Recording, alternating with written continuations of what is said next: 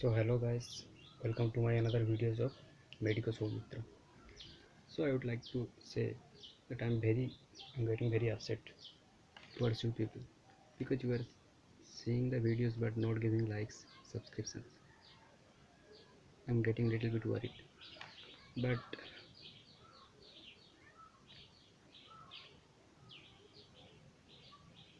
okay, today's my topic is, as I told you previous video, that I will upload one more video, that calcium channel blockers. Okay, so today's my topic is about calcium channel blockers and NSAIDs. Okay, so what is the mechanism of action of the calcium channel blockers and the uses of the calcium channel blockers and the NSAIDs and the classifications. Okay, so let's start with the topic. So today's my topic is the calcium,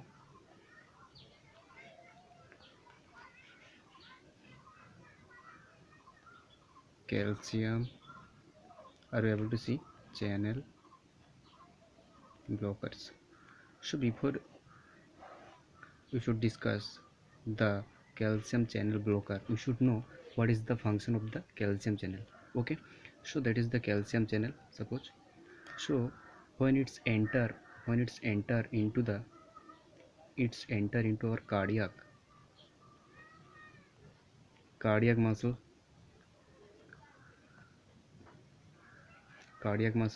and vascular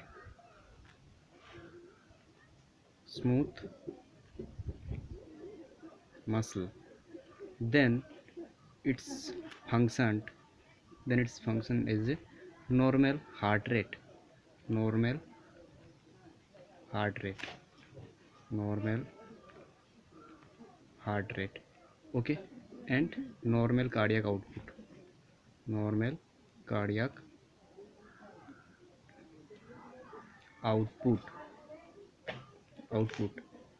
So as I told you in previous video, that in case of hypertension or in case of the congestive heart failure or in case of the angina pectoris, so in that case we can use the calcium channel blockers, CCB, like the examples of the amlodipine, nifedipine, nicardipine. Okay, so these are the drugs, right?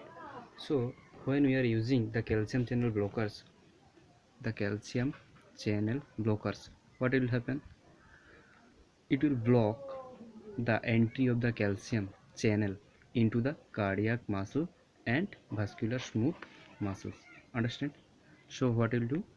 It will do the cardiac muscle, the entry of the prevent the or block the entry of the calcium ion or calcium ions into our cardiac muscles and vascular smooth muscles. So what will happen? The normal function, the calcium is what is doing? It was doing the maintaining to normal heart rate and normal cardiac output. After the blocking of the calcium channel, what will happen? It will happen, or it will do the function, the decreasing of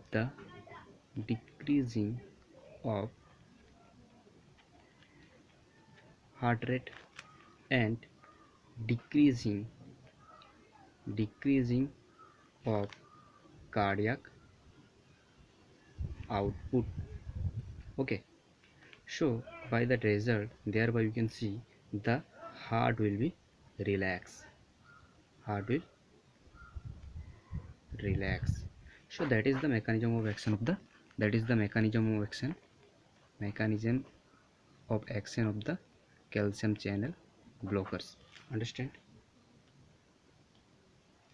So, and more repeatedly I am telling again. So the calcium ion, the main function of the calcium ion is the entering of the cardiac muscle and vascular smooth muscle. After the entering of the cardiac muscles and the vascular smooth muscle, you can see the normal heart rate functioning and normal cardiac output. Okay, so after using the calcium channel blockers, the drugs, we can see the blockage of the calcium channel. Okay, so after the blocking of the calcium channel, we cannot see the entrance of the calcium ion into cardiac muscle and the vascular smooth muscle, right? So what will happen? After that, we can see the decreasing of the heart rate and the decreasing cardiac output. So at that result, what will be happen? The heart will be relax. Okay, so that is the mechanism of action. And as I told you that we are going to discuss another thing, that the uses of the calcium channel blockers. So when we can use the calcium channel blockers? In case of the hypertension. So in the name of the hypertension, as I told in previous video, that increasing blood pressure more than 140 mmHg. So by that blood pressure, I remember that one thing in previous video I've told by mistakenly, that the normal blood pressure is 120 per 80 mmHg, right? So in that I have told by mistakenly that 120 is the diastolic pressure and the 80 is the systolic pressure, but it's not like that. The contraction and the more pressure is increasing due to the systolic pressure. So 120 is the systolic pressure and 80 is the diastolic pressure. Okay, so that is the, so in case of the hypertension we can use the calcium channel blockers. And in case of the angina pectoris, means angina pectoris or chest pain, right? Chest pain, here I am beside the, in bracket I am writing that meaning chest pain. Okay, so in case of the chest pain also we are using the hypertensive, the antihypertensive drug, the calcium channel blockers. And we can also use the calcium channel blockers in case of the congested heart failure. Or mean when the oxygen balance, when the oxygen demand and the oxygen supply will be imbalance, then that case is happening, means congested heart failure. That condition is happening in our body. Okay, I think you get it. Okay, so in that is the uses, these are the uses of the calcium channel blockers. So after that, I am going to saying something examples of the calcium channel blockers. What are they? Like amlodipine, nifedipine,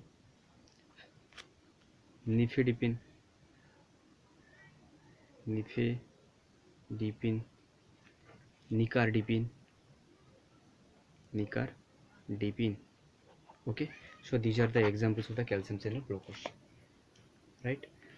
And the another things that I have to discuss today, that is NSAIDs. Okay, NSAIDs.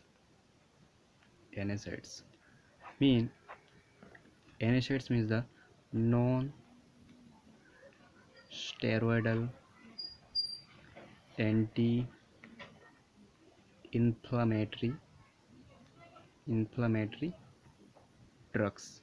Okay, non-steroidal anti-inflammatory drugs. So what is happening in case of the NSAIDs? Before using the, so how is the inflammation is occurring? Okay, how is the inflammation is occurring? So before we have to go to the NSAIDs, we should know how is the inflammation occurring, right? So there is the phospholipid. See the mechanism. Okay, mechanism of actions. So there is a phospholipid. So when the phospholipid is triggering arachnoid acid, okay, arachnoid acid, it's also acting on the prostaglandin.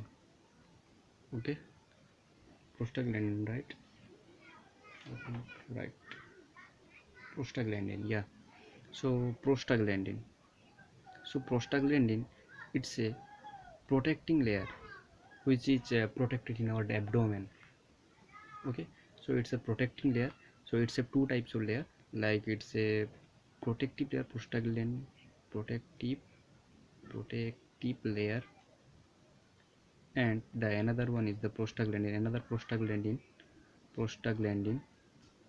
each responsible for the inflammation, right? So there we can see the two COX 1 and COX 2.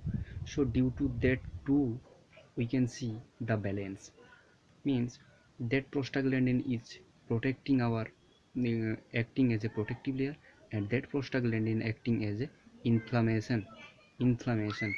any kinds of inflammation in our abdomen, right?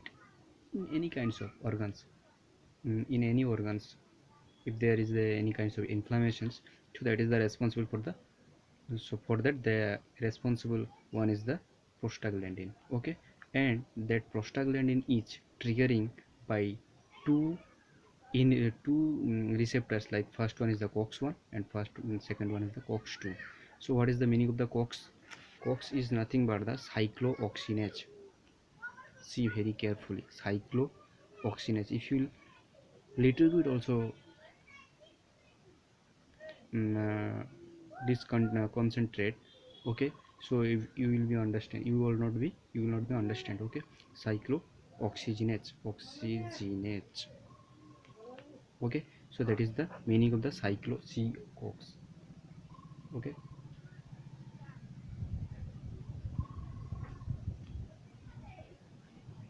so let's come to the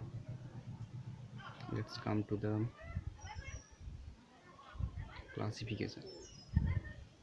Okay, classification.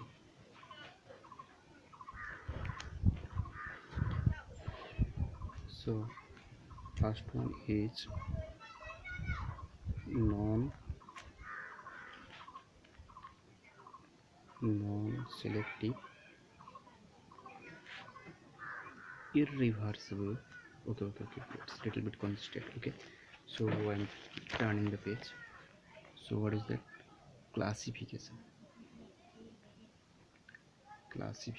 or NSAIDs. Okay, so non-steroidal anti-inflammatory drugs. So that first one is, what is that first one? Non-selective, irreversible, not reversible, not reversible COX inhibitors. Okay, and the second one is the selective selective selective selective reversible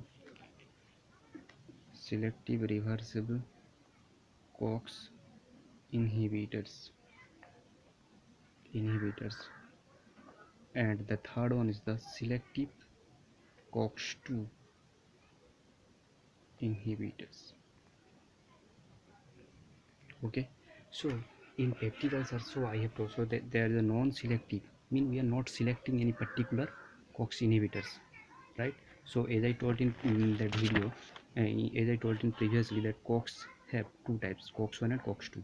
If you are not selecting any particular one, in not COX-1 or COX-2, so what will happen? If we use that type of drugs, non-selective irreversible COX inhibitors, so what will happen? It will act on both, means the protective layer of the prostaglandin and the inflammation of the prostaglandin, right?